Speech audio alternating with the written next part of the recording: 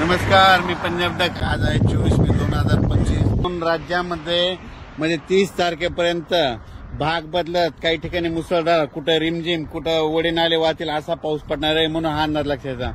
भाग बदलत जोराचा पाऊस पडणार आहे म्हणून दररोज 2-2 भागात वेगवेगळा पाऊस पडत राहणार आहे म्हणून हा अंदाज लक्षात येता. सांगायचं झालं तर हा पाऊस म्हणजे 24, 25, 26, 27, 28, 29, 30, 31 पर्यंत सगळ्या राज्यात महाराष्ट्रामध्ये भाग बदलत पडणार आहे म्हणून हा अंदाज लक्षात घ्यायचा. मात्र 1, 2, 3 तारखेला राज्यात सूर्यदर्शन होणार आहे म्हणून ही खास करून शेतकऱ्याची आनंदाची बातमी.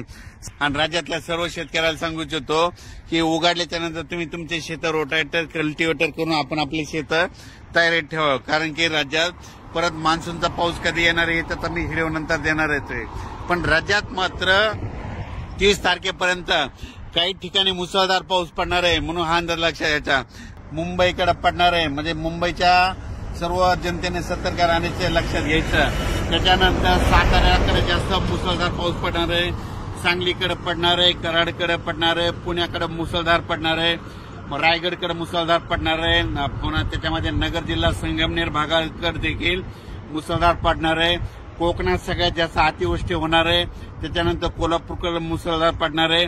सातारा त्या कोकणपट्टीमध्ये अति मुसळधार पाऊस पडणार आहे म्हणून हा अंदाज लक्षात. त्याच्यानंतर परत हा पाऊस म्हणजे भाग बदलत पुन्हा महाराष्ट्र, मराठवाड्याकडे, विदर्भाकडे असा दररोज वेगवेगळ्या भागाकडे जाणार आहे.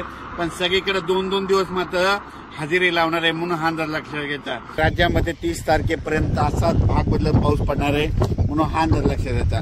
पण राज्यात सांगायचं झालं तर सर्व शेतकऱ्यांसाठी आनंदाची बातमी. 1, 2, 3 जूनला राज्यात सूर्यदर्शन होणार आहे. पाऊस विश्रांती घेणार आहे, वरून रजेवर जाणार आहे म्हणून हा अंदाज लक्षात घ्यायचा. म्हणजे सांगायचं झालं तर 1 जून, 2 जून, 3 जूनला वरून राजा विश्रांती घेणार आहे, रजेवर जाणार आहे म्हणून हा अंदाज लक्षात येतात. माझी सर्व शेतकऱ्याला विनंती आहे की 1, 2, 3 जूनच्या नंतर ऊन पाडल्याच्या नंतर तुम्ही काय करा, तुम्ही संपूर्ण शेताची कामे आटपून घ्या. कारण की त्यावेळेस उघाड पडणार आहे.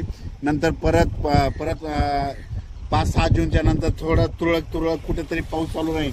पण राज्यात मात्र 1, 2 जून, 3 जूनला सूर्यदर्शन होणार आहे. चांगलं हवामान कोरडं राहणार आहे म्हणून हा अंदाज लक्षात येतात. पण राज्यात मात्र आता 27, 28 आणि 29 मेला मात्र ठिकठिकाणी मुसळधार पाऊस पडणार आहे, भाग बदलत पडणार आहे म्हणून हा अंदाज लक्षात येतात. राज्यात दररोज वेगवेगळ्या भागात 2-2 दिवस पाऊस मुक्काम करत जाणार आहे म्हणून हा अंदाज लक्षात घ्यायचा.